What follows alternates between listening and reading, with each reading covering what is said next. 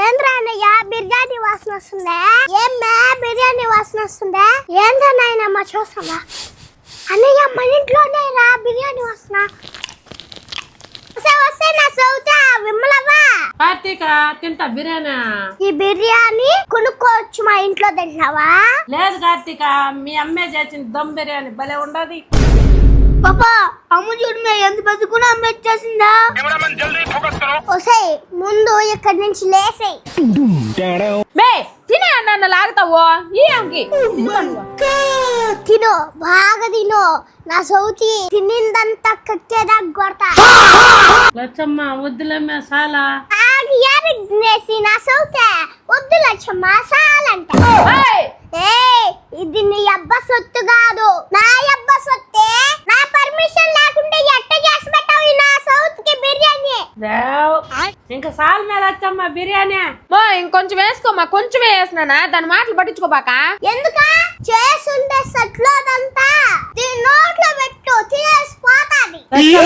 కడుపు బాగా నిండిపోయింది, నేను చేయి కడిగేస్తా తల్లి. ఏంటి కార్తీక ఇదా ఇంటికి వచ్చిన వాళ్ళందరూ నా విధంగా మాట్లాడుతున్నావా? లేకపోతే డాడీ సంపాదించిందంతా వీధిలో వాళ్ళకి నువ్వు వండి వండి పోస్తా ఉంటే చూస్తా ఉండాలా? కార్తీక మధ్యగానే తింటున్నాను చూడమే. మే బావునా ఎప్పుడు వచ్చావు? మా అమ్మమ్మతో పాటు వచ్చానన్నా. మే పాప మనవరాలకు మజ్జిగన్నం పెట్టి ఆ విమ్మలవా బిర్యానీ చూడమా. బావునా నా ముద్దులక్క తినేసి చేయి గడుగు. ఆ విమ్మలా నా సౌతి కచ్చ చెప్దాం. అక్క చెల్లి పదండి నా సౌతి కచ్చ చేద్దాం. బాగా తినేసి మా ఇంటి ముందర గొబ్బమ్మలాగా కూర్చోన్నారు చూడండి. కొద్దిగా సర్దుకోడు పోసి కిలాడిది బిర్యానీ తినింది. పోయా అమ్మ చెప్పేదానికి కానీ సిగ్గుగా ఉన్నది.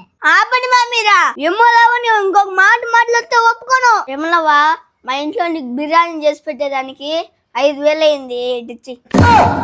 నీకన్నా ఈలే మేలుగుండదు కదా దేవాంతకుడా. ఫస్ట్ 5,000 ఇయ్యే. మా ఇంట్లో తినేసి మా అన్న తిడతావే. కాకి కనుక సర్దుకుడు పెట్టింది దేవుడా. అయ్యో అక్క దీన్ని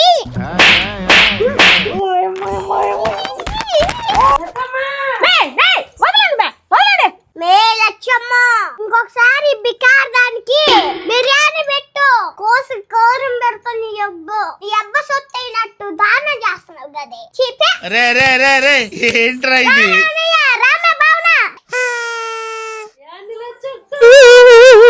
నువ్వురా ఇంకొకరా బిర్యానీ పెడతావు తిందు. దావన పోయేదాన్ని పిలిచి బిర్యానీ పెట్టి కొట్టించినావు కదే. ఈ బిర్యానీ వద్దు ఏ వద్దు పోయే.